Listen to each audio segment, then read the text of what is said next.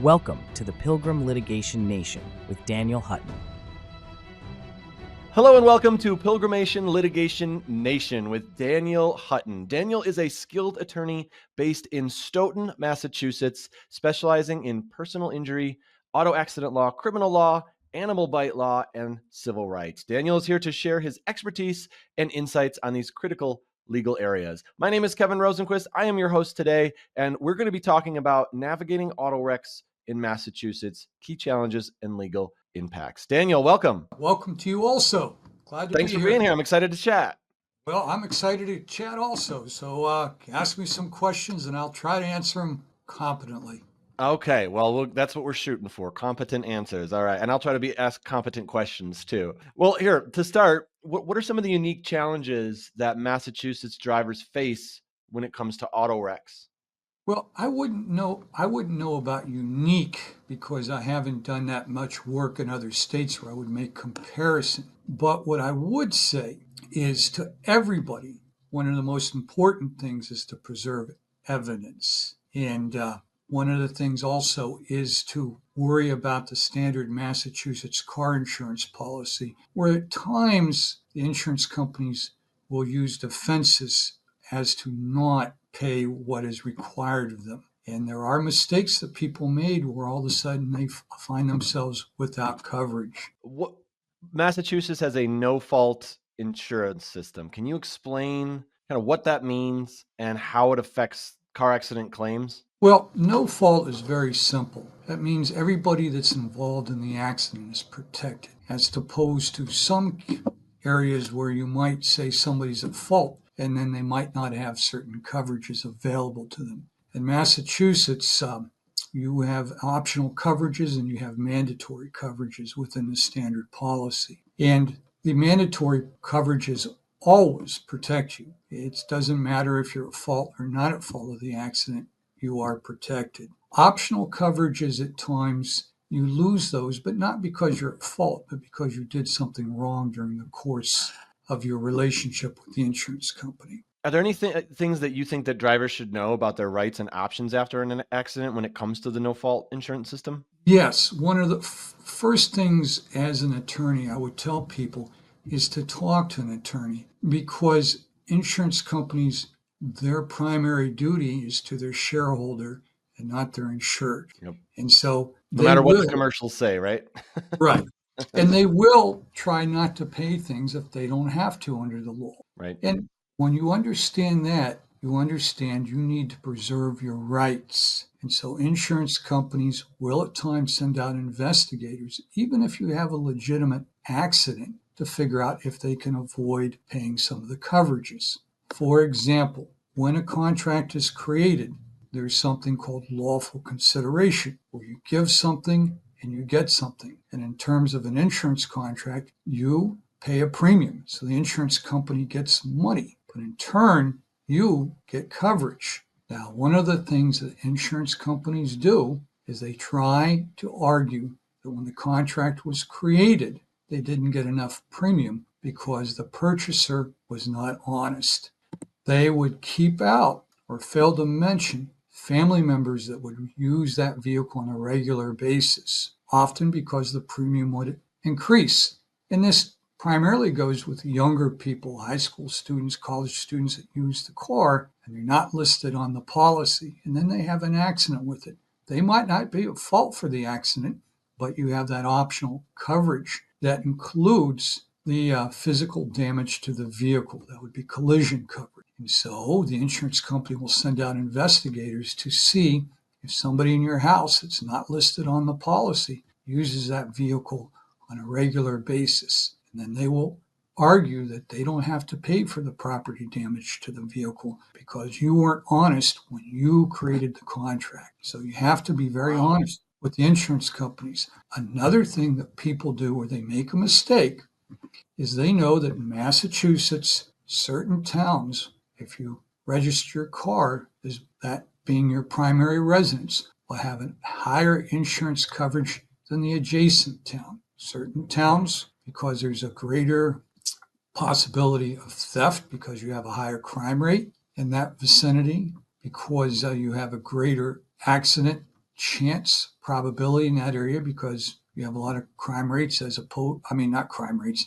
You have a lot of motor vehicle accidents as opposed in the countryside where there are very few drivers in that locale. The insurance rates would necessarily be higher in that town. And as a result, your premiums will be higher if you garage that vehicle in that location. So some people dishonestly will say that their primary location where that car is garaged is at a different location, so their rates are lower. So when the investigation goes through, all of a sudden you have no coverage. So you do have to be honest. That's a good tip, because it might seem like harmless or like, oh, they'll never figure this out. But if they do figure it out, you're going to be kind of screwed, aren't you?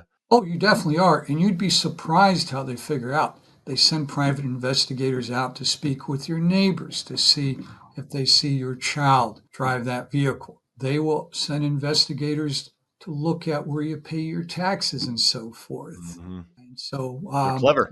well, they know what they're doing. Yeah. So now let's talk about other mistakes, like mistakes right after someone is involved in an auto wreck. What are some of the most common ones that you see, and what can, how can these mistakes affect ability to recover compensation? One of the worst things that I have to tell my clients, and I've told them this over the years, if I can't prove the case at trial as far as the jury is concerned, as far as the judge is concerned, it never happened. And this primarily focuses on evidence. And I know that when people have an accident, they are emotionally upset. Sure. And they failed to preserve evidence. They failed to get the names of witnesses that saw the accident, record driver's license plates of other witnesses that might have stopped, a good Samaritan, someone that you later wish that you could have as a witness to testify on your behalf how the accident happened. And when you make that mistake, and it's very understandable because you're upset, you have now weakened your case. All right. So I always say to people, if there's a good Samaritan, get their information. If they drive off before they give you their information, write down their license plate, because we can get that information. And you'd be surprised how many accidents are called by the insurance companies 50-50s. That is, you have two different drivers that say the accident happened in a different way, and each description is possible when you look at the damage to the vehicles. So those human witnesses that you have at the accident scene, you want to make sure that you don't lose them. What else? What do you recommend? I mean, you made a great point. You're in an accident, your adrenaline's going, you're upset, you're emotional, you might be a little banged up. There's lots of different things that can happen there, and you're not necessarily always going, okay, what steps should I follow? But if people can be that way, what other things do you tell people, hey, make sure you do this after a crash? Well, when they come to me, to be honest, it's already a little bit too late. Yeah. Every once in a while, I'll get somebody that's at the scene that will call me up and I'll say, what should I do? And the first thing I say, take a deep breath. I want you to look at the other person that you had the accident with and say to yourself, that person did not get out of bed today and say, I want to have myself an accident. So they're human and they're upset like you. Sure. So you want to control your emotions. You don't want to get angry. I've had clients that even though they're in the right, they did nothing wrong, they lost their composure at the scene. They used vocabulary they shouldn't have. And all of a sudden the police arrived. And I saw my client as very hostile because they were upset. And that was reflected in the police report and description of how the accident happened. And that did hurt in negotiations. So always be respectful to that other person. And it never hurts to ask them if they are all right. Mm-hmm. Okay? That's good. I like that. Yeah, because it kind of sets the tone. Like, okay, like you said, nobody wanted this to happen, but let's make sure everyone's okay, and then we can kind of figure it out from here. And the next thing I say, take pictures. Yeah. Right? Take pictures because sometimes somebody will claim that the damage to their vehicle was caused by the impact with yours, and it was actually pre-existing. Not everybody is honest. So if you take pictures, so you can show where the point of impacts were between the vehicles, so you can show the paint chips, etc., from each vehicle that's now been transposed onto the other vehicle, you have that evidence. Can you walk us through how fault is determined and and talk about modified comparative negligence and how that comes into play? Massachusetts standard insurance policy. And in that policy, there's also a reference to how Massachusetts determines who's at fault. And often this comes up when somebody has been given a ticket at the scene. In Massachusetts, they will raise your insurance rates if you're more than 50% at fault for an accident, and you will pay more for your insurance in the coming 6 years at least. So they have set up standard liability or factual basis to determine fault. So if somebody is involved in a rear-end collision where you hit the vehicle in front of you, you're presumed to be more than 50% at fault. Now you can overcome that, but you have to go through a hearing process with the Massachusetts insurance companies that will have an arbitrator or an attorney there to hear the evidence, and then they might or might not raise your insurance rates, but you have that opportunity, and those different areas of liability are spelt out in that standard Massachusetts liability area. And so, bottom line is, if you drive on the one-way street, you're going the wrong direction, there's more than a 50% liability that you now have to overcome. If you pass vehicles improperly, like you pass a vehicle that's stopped, and you pass on the right of that vehicle, and an accident happens, standard Massachusetts insurance fault will turn around and say, you can't pass on the right unless you've determined it's safe to do so. And by the fact that you had an accident, we can infer it wasn't safe to do so.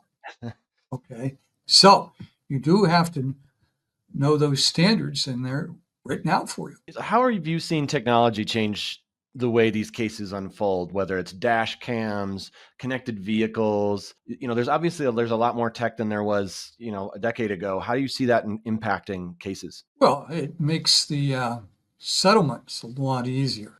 Okay, when the insurance company is able to see the actual footage of the accident, they can pretty much determine who's at fault. It gets rid of those 50-50 offers. They turn around and say, clearly this vehicle was in the wrong, so they'll make a 75% offer, an 80% offer of liability. And that's when I'm saying 80% or 50%. That is a term that the insurance companies use when they determine a value of the case. Let's say a motor vehicle accident, the damages to the person, the medical damages are, let's say they're worth $5,000. And if the other driver is 80% responsible, the insurance company will offer you 80% of the damages, which would be $4,000. So the technology really does narrow down the arguments with regards to liability, and it makes settlement easier. It also catches other things. I've seen the footage where people have gotten out of their car, the driver has come out of the car, and they clearly appeared intoxicated. Things that you normally wouldn't have, it's preserved. And that does make it easier for attorneys. It also makes it easier at trial. Yeah, I could see that. I could definitely see that coming out at trial. It makes it, you got really hard evidence to point to. That's very helpful. There's also a little bit of problems with the technology. If you don't tell your attorney that somebody filmed something, or you're in the vicinity of, let's say, a service station or something where they might have had a camera filming everything, the attorney might not, in a timely manner, try to preserve that evidence. A lot of stores, they start taping over their films after a month or something. So you got to tell your attorney quickly if you think there might be film footage of the accident, so he can investigate, try to preserve that evidence. As we finish up here, there's a lot of people who might think, oh, you know what? I don't need to hire an attorney. I can handle this. I can deal with the insurance company. I can do this. I don't want to have to pay anybody. Tell me why that's a terrible idea. Well, sometimes it works. Years ago, I had a secretary, and she settled her own child's case. And I have to admit, she did a fantastic job. Good for her. Well, she had some training. You did. But when you don't have the training, you will make mistakes. And you will make mistakes where you possibly shortchange yourself on what the case is worth. All right. One of the things that I've seen the insurance companies do, well, I shouldn't say seen it, I've heard about them doing it because I've had people call me up after the fact, is right after the accident, the insurance companies will come up to somebody's door that that was clearly the victim of a motor vehicle accident, and they will turn around and offer them a settlement offer on the spot. And they might offer them $3,000 or $4,000. It's very cheap. And the person is like, okay, I will take that offer. And then a month or two later, they still don't feel good because they haven't recovered and their injuries are more severe. They now have to go to a chiropractor or something. And well, they only have $3,000 and the chiropractic bill might be $4,000. So had they gone to an attorney, the attorney would not have settled that case so quickly. The attorney would say, I want you to be completely healed. And while it seems a little bit shaky that an attorney might imply that somebody should get medical treatment, an attorney worth his salt is comfortable with that because first, medical treatment preserves the evidence. You have a medical professional recording the observations, the pain, etc., as the treatment goes forward, so you can see the severity of it. The next thing is, years ago, I had a young man come into my office, and he wanted to settle his case for $5,000. And my experience, because I had already been doing this for 2 decades, was not to settle the case right there because he didn't seem right in his posture. And a year later, he needed surgery. And we ultimately settled that case for $50,000. So if you don't understand how badly you've been hurt, you settle that case too soon because you don't have legal counsel paying attention with their experience and guiding you, you can really jeopardize your settlement in your future. Another thing that I would say is because attorneys understand the law far better than lay people, they understand when the insurance company has done something disreputable or illegal under the law. And that is something that an attorney will be able to use to negotiate a better settlement for you. And also, it will get the insurance companies a little bit, I would say, more honest in the future because sometimes their adjusters don't mean to act in a legal way. They just don't understand the law. Right. And you have now trained that person so they don't make that mistake in the future. So it does work out for both sides. Well, that's great advice, Daniel, and thanks for that, and thank you for tuning into Pilgrimation Litigation Nation with Daniel Hutton. For more information or to connect with Daniel, visit dhuttonlaw.com, and don't forget to like and subscribe to our channel. Daniel, so great to have you here. Thanks so much for all the insight. Thank you for having me, and I do appreciate you helping me out here so I can help more people other than my regular clients. It's awesome. Thanks so much. Thanks for watching. Be sure to hit that like and subscribe button and comment below.